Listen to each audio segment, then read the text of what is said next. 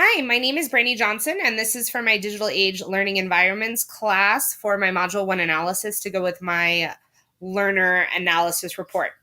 So the class I've chosen to look at today is my 10th grade world history class and trying to incorporate new media and current events into my class.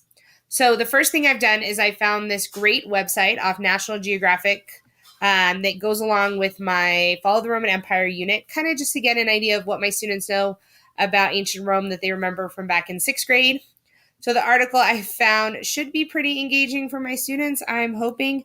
It is called Sacks of Human Waste Reveal Things About Life in Ancient Rome. So once I found that, I'm going to make sure that my insert learning is up and ready to go. So the first thing I need to do is make sure that I have the insert learning extension added onto my Chrome browser. This is something the students will need to have as well. Chrome is integrated into Google Classroom already. So if you already have students in Google Classroom, they'll automatically show up in Insert Learning and you can assign the lessons from there. So once I've done that, I can click on my Insert Learning icon on my Chrome bar and start embedding content. I can highlight text, I can insert discussions, I can insert questions. You can even insert what they call a sticky note.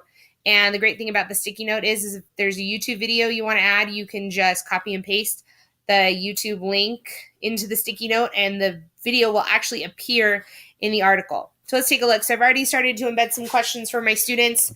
My class is very small. There are only 9 students. So I need to look at reading levels and ability. So this is not a super complex text. I think the hardest word in here is excrement, but once you tell the kids that excrement means poop, they get pretty excited. So I've added some basic reading comprehension questions in here just so that I know that my low-level learners are understanding the text. I've even added some discussion questions like why is studying the past so important so that students can have an online discussion and I can kind of see where students are in terms of where they rank the importance of history and studying the past and what we can learn from it.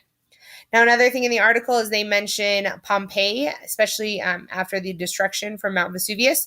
So I know a lot of my students don't know anything about Pompeii. It's not something that they really cover in their earlier classes after talking to the elementary teachers. So I've added a little video just to give them an idea of what happened in Pompeii so that they get an idea so that, the article makes a little more sense to them. And then I ask a clarifying question at the end of the video for them to watch. And then I just continue to add my differentiated levels of DOK questions. And then based on student responses, I can kind of get an idea of what they know and what their varying levels of ability are as well. Now, another great thing about insert learning, not only did I just embed this question into all these different questions and resources into, National Geographic's webpage, but another great thing about it is you can come up here to grades, choose your particular class, select the lesson you want to look at, and while my students are completing this lesson, I can see what it is they're doing in real time.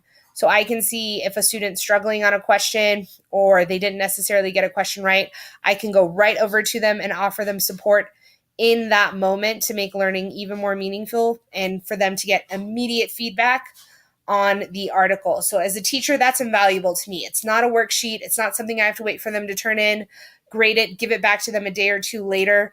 And at that point, the learning's gone. They've moved on. This is happening in real time so that students can see it. They can get feedback. They know exactly what it is I'm looking for. And it really helps my students engage in the curriculum. So this is my favorite new media tool. I hope you found it useful. Thank you.